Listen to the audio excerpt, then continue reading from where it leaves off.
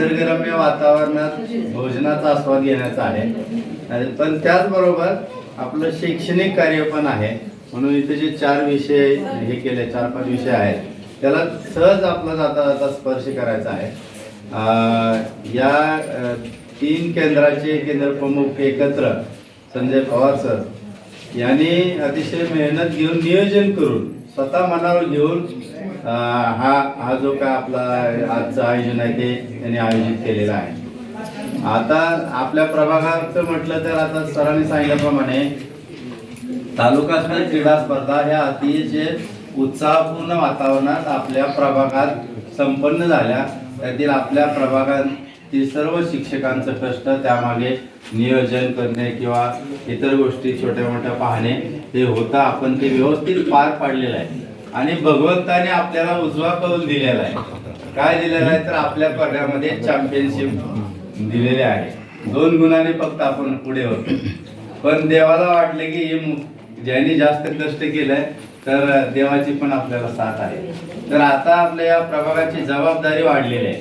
जसे मुलांची तालुकास्तर क्रीडा स्पर्धा झाल्या तशा जिल्हास्तर स्पर्धा आहेत आणि त्या जिल्हास्तर स्पर्धाला आपल्या प्रभागातील जास्तीत जास्त मुलं आहेत चॅम्पियन असल्यामुळे.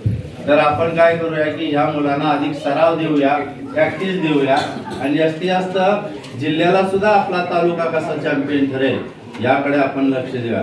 तुम्हाला कसली क्रीडा स्पर्धेच्या बाबतीत, प्रॅक्टिसच्या बाबतीत, काही नियमाच्या बाबतीत कधी काय तुम्हाला शंका आली तर मला जरूर विचारा. कारण माझा आवडता खेळ म्हणजे आवडता विषय म्हणजे शारीरिक शिक्षण.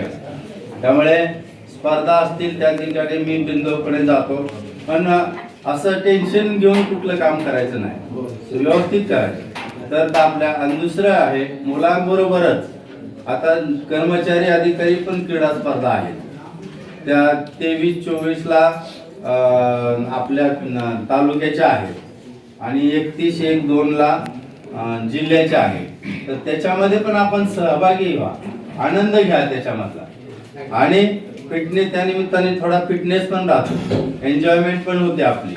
जिल्ह्याला आपण आपल्या प्रभागाचं नाही आपल्या तालुक्याचं नेतृत्व आपण करणार आहोत. तर जास्तीत जास्त शिक्षकांनी आता आपल्या प्रभागातले तर आहेत पण इतर आपले 4 प्रभाग आहेत त्या प्रभागातल्या सुद्धा आपले कोण मित्र ओळखीचे आहेत त्यांना खेळामध्ये भाग घ्यायला सांगा, प्रॅक्टिस करा आणि चांगल्या प्रकारे क्रीडा स्पर्धा आपल्या मुलांच्या पण आणि कर्मचारी अधिकाऱ्यांच्या पण संपन्न होऊ देत.